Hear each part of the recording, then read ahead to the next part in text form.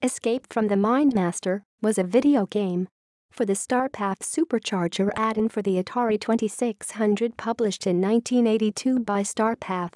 Escape from the Mindmaster utilizes a tape cassette through the Starpath Supercharger.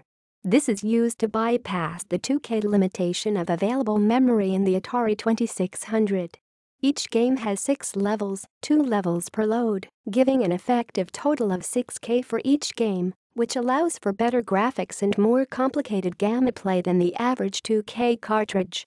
A port of this game for the Atari 7800 was planned, and a prototype version of the game was created, but these plans were shelved after Starpath merged with Epyx in 1984. Gameplay. The player's goal in the game is to solve the maze consisting of a series of hallways and rooms.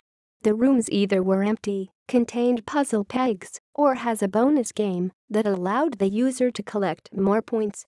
Each level had its own individual bonus game. To solve the maze, players had to collect keys called puzzle pegs that are designed as shapes to find their corresponding sockets. Only one peg can be held onto one at a time.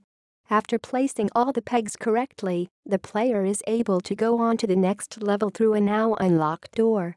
As the levels advanced, the pegs begin to appear more similar to confuse the player. The pegs are placed randomly each time the game is rebooted. There is a time limit in which to finish the maze by. Although you are not penalized for exceeding the time, you do get bonus points for each second under the time. This must be done all the while avoiding the alien stalker which would be roaming the maze. If it gets too close to you, you would have to start again. There are 2 parts to each maze, a safe part and the part where the creature is separated by doors. Regardless of which room the player is in, you can tell how close the creature is by the beeping he makes. The louder and faster, the closer it is. In the more advanced mazes, there are also large squares that slide out of a wall into the adjacent wall which must be avoided in order for the player to progress. The third maze introduces one-way doors, which disappear once you go through them, making you continue some other route. Notes. External links. Escape from the Mindmaster at Atari Age.